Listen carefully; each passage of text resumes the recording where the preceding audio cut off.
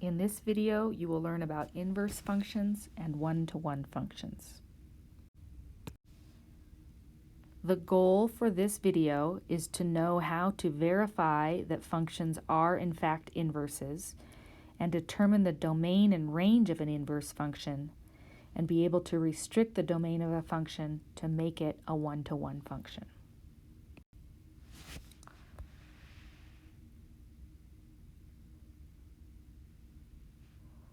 So just as a warm-up, let's think about some of these functions. The equations x squared equals 25, x to the fourth equals 81, and x to the sixth equals 64. They each have two solutions, plus or minus 5, plus or minus 3, and plus or minus 2, respectively. But if we look at the odd exponents, x cubed, x to the fifth, and x to the seventh, they're only going to have one solution. Why is that the case? Well, let's take a look at a graph of some even functions. For starters, if we just look at the basic x squared function, we have a basic parabola that goes through 0, 0, and looks like this. We're going to assume a standard scale here. And if we look at x to the fourth, it's going to be similar, but a little steeper.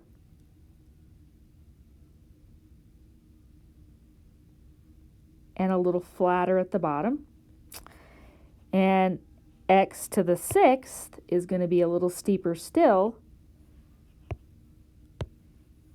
and a little flatter at the bottom.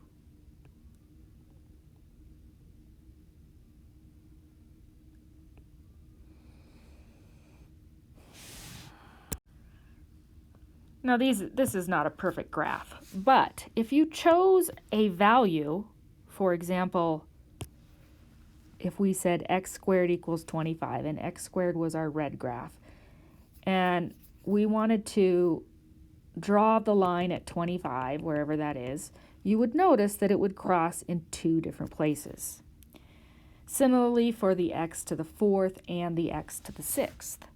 But if we take a look at some of our odd functions, our x cubed would be this basic shape, and then our x to the fifth would be steeper, but it would still go through some of the same points. And then our x to the seventh would be steeper still.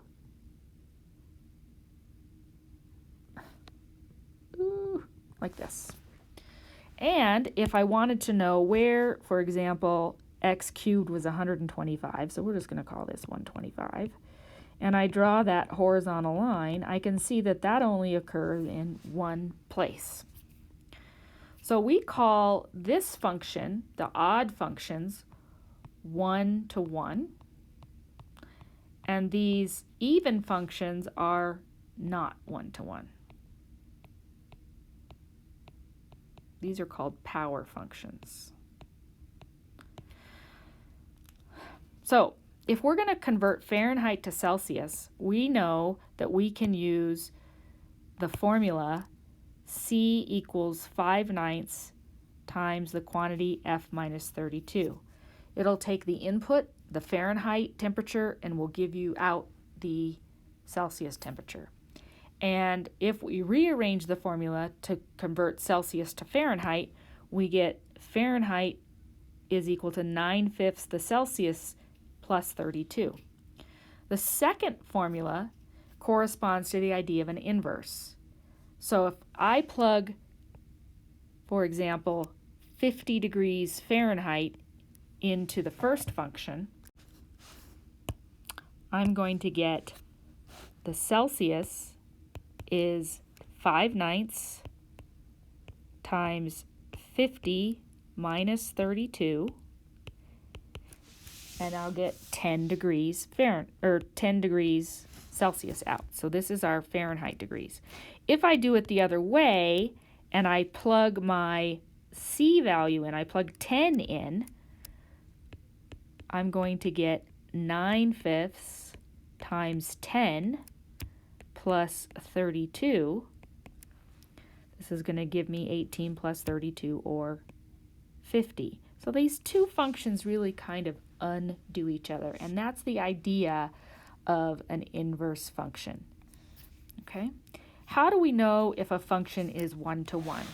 Well, you can see it on the two graphs that I've already drawn, but a function is one-to-one when each output corresponds to exactly one input.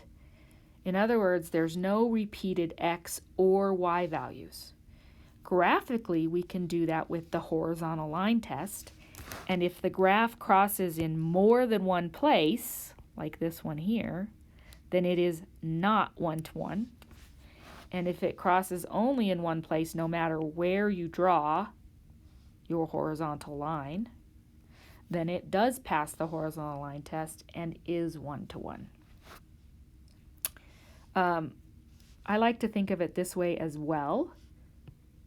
When we have a function, f of x, that takes a to b, the function takes a to b, and then the inverse, I'm just going to call it the inverse for now, takes b back to a.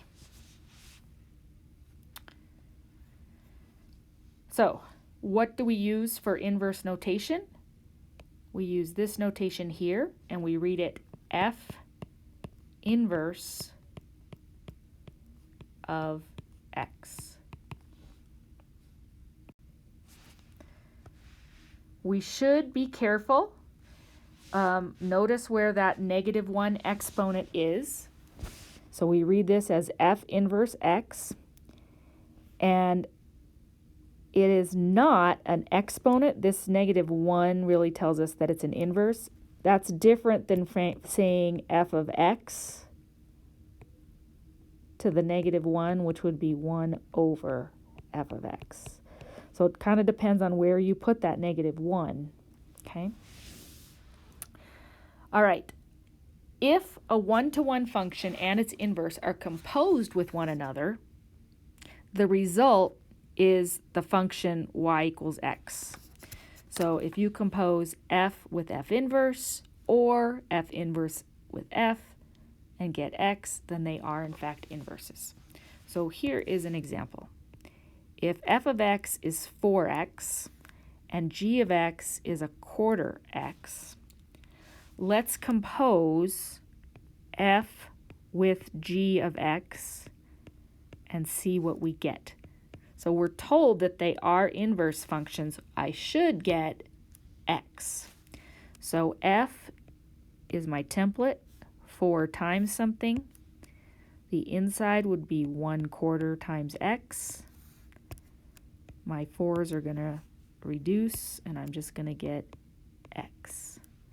And you can see that that happens the other way as well. In this case, my outer function is my g, which is 1/4 something. The inner function is 4x. The 4's cancel, and we just get x.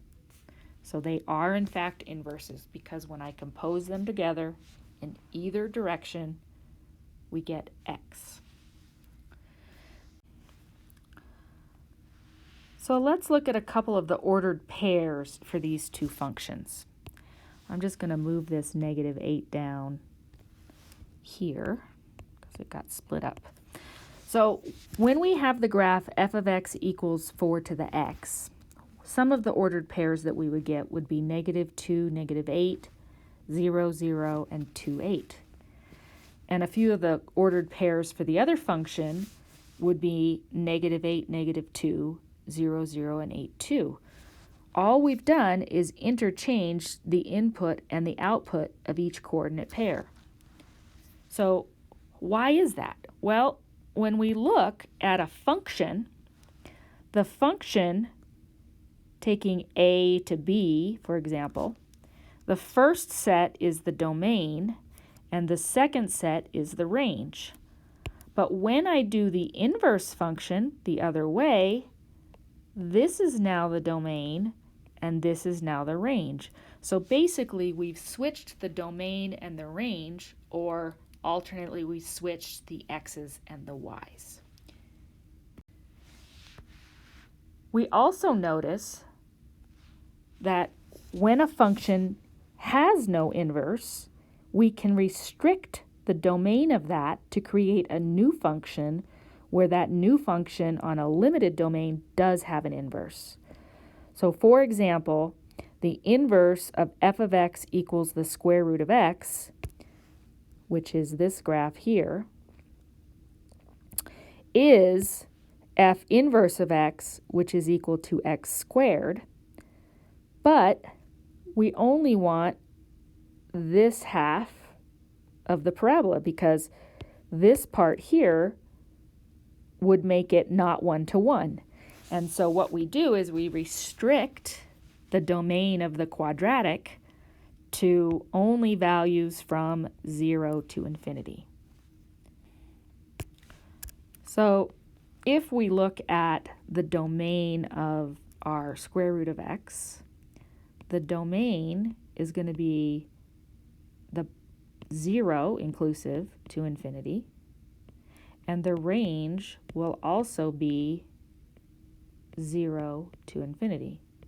So the inverse function, the red function here, it also has a domain and a range, but we have to switch the domain and range. But this one, it becomes 0 to infinity, and then this one becomes 0 to infinity. This is why we restrict it to the right-hand side. So, as an example, the following graphs will not pass the horizontal line test. How can we restrict the domain of the functions so that all range values are included, but not more than once? So for this one, I could use the right-hand side. Alternately, I could use the left-hand side. But let's say here that x, or the domain, has to be the x values from 0 to infinity.